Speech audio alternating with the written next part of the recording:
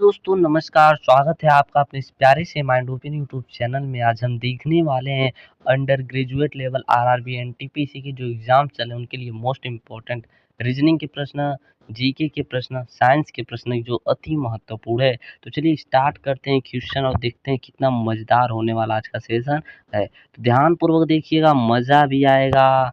और जानते ही हैं मजा जब आएगा तो फिर सफलता तो मिलना ही है। तो चलिए स्टार्ट करते हैं। पहला क्वेश्चन देखिए, पहला क्वेश्चन आपकी स्क्रीन पर क्या दिख रहा होगा।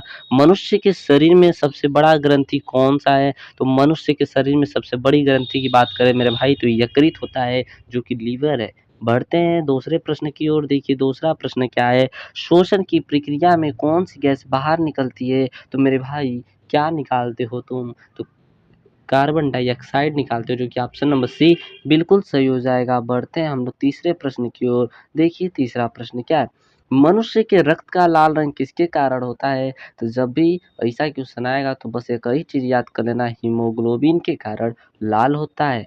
चौथे प्रश्न की ओर देखते हैं। देखिए चौथा प्रश्न क्या है, पृथ्वी का वायुमंडल मुख्यतः किस गैस से बना होता है।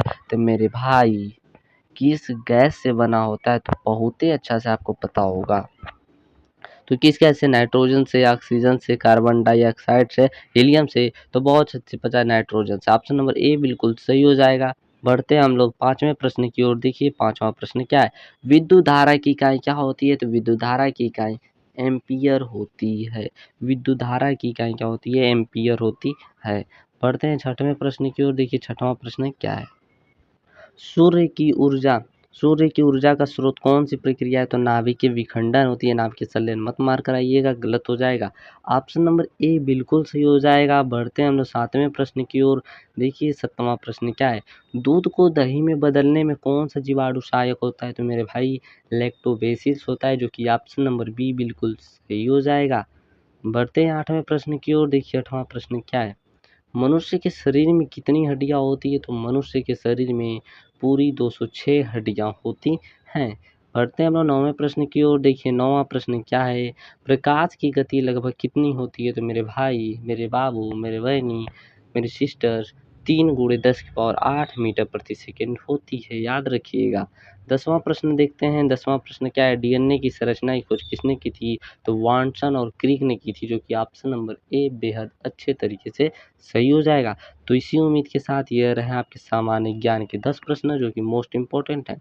देखिए क्या है, पंचायती राज प्रणाली सबसे पहले किस राज्य में लागू हुई थी। तो मेरे भाई राजस्थान में हुई थी। ऑप्शन नंबर बी बिल्कुल करेक्ट हो जाएगा। बढ़ते हैं हम लोग दूसरे प्रश्न की ओर।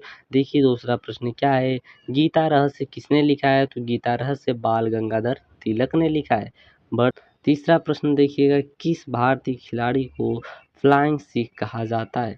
किस भारतीय खिलाड़ी को फ्लाइंग सिख कहा जाता है। तो मिल्खा सिंह को फ्लाइंग सिख कहा जाता है।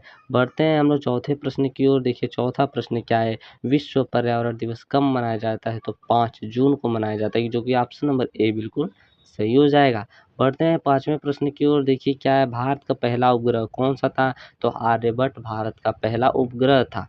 बढ़ते हैं छठवें प्रश्न की ओर। देखिए छठवां प्रश्न क्या है, जलियांवाला बाग हत्याकांड किस वर्ष हुआ। तो बहुत फेमस हत्याकांड है, 1919 में हुआ था। ऑप्शन नंबर बी बिल्कुल सही हो जाएगा।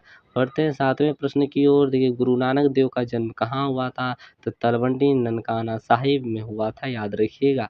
बढ़ते हैं हम लोग आठवें प्रश्न की ओर। देखिए आठवां प्रश्न क्या है, भारतीय संविधान की प्रस्तावना में समाजवादी शब्द कब जोड़ा गया। तो याद रखिएगा 1976 जो कि ऑप्शन नंबर सी बिल्कुल करेक्ट होगा। बढ़ते हैं नौवें प्रश्न की ओर। देखिए नौवां प्रश्न क्या है, बक्सर का युद्ध कब हुआ था। तो 1764 में हुआ था। ऑप्शन नंबर बी बिल्कुल सही हो जाएगा।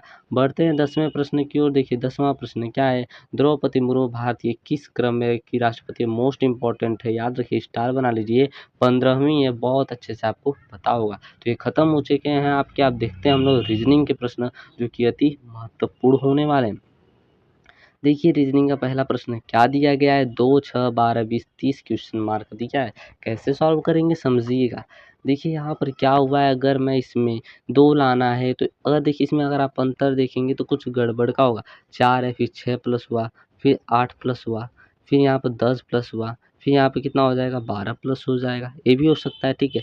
तो जब 12 प्लस करेंगे तो 42 हो जाएगा। ऑप्शन में दिखा क्या कहीं, ऑप्शन में दिखा है क्या कहीं, तो कहेंगे ऑप्शन नंबर सी में, तो ऑप्शन नंबर सी बिल्कुल सही हो जाएगा। कई तरीके हैं लगाने के, दूसरा भी तरीका था लेकिन ये भी तरीका सही है। बढ़ते हम लोग अगले प्रश्न की ओर। देखिए अगला प्रश्न क्या है, अगर कैट को 3120 लिखा जाए तो डॉग को कैसे लिखा जाएगा? भाई इसका जवाब आप कमेंट बॉक्स में देंगे, क्योंकि मैं ऐसा ही क्वेश्चन मैं करवा चुका हूँ आपको, बहुत आसान है। मैं बता भी देता हूँ सबका। देखिए नंबरिंग लिखा गया है यहाँ पर, तो इसी तरह इसका भी इसका नंबरिंग लिख लेंगे तो आपको पता चल जाएगा। बढ़ते हैं तीसरे प्रश्न की ओर। देखिए तीसरा प्रश्न क्या है, पुस्तक का संबंध पढ़ना से तो भोजन का संबंध किससे? सीधी सी बात है, खाना से होगा। देखिए अंडर ग्रेजुएट लेवल का जो पेपर होता है बहुत आसान होता है, लेकिन सोच से वो कठिन हो जाता है लोगों के। ठीक है, देखिए चौथा प्रश्न क्या है, छोटा कर लेता हूँ मैं। देखिए यदि किसी भाषा में सूरज को चांद कहा जाए और चांद को तारा कहा जाए तो रात में क्या चमकता है? मेरे भाई रात में तारा चमकता है, मतलब जो चांद होता है वही तो चमकता है, मतलब तारा हो जाएगा। ऑप्शन नंबर सी क्वेश्चन के मुताबिक हो जाएगा। बढ़ते हम लोग पांचवें प्रश्न की ओर। देखिए पांचवा प्रश्न क्या दिया गया है।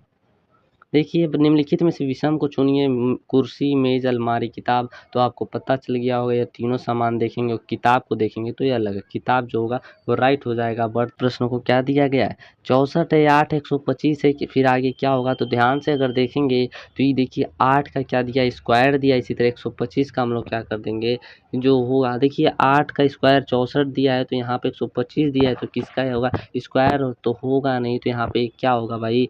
देखिए 5 का क्या हो जाएगा? क्यूब हो जाएगा। ऑप्शन नंबर डी जो होगा बिल्कुल आपका सही हो जाएगा।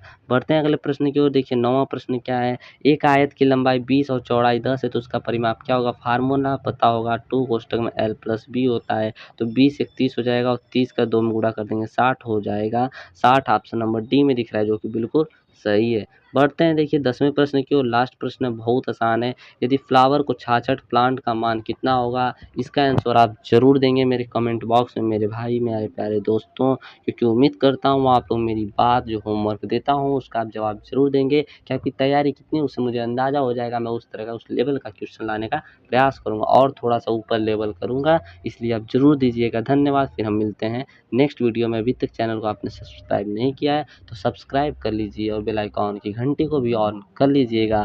धन्यवाद।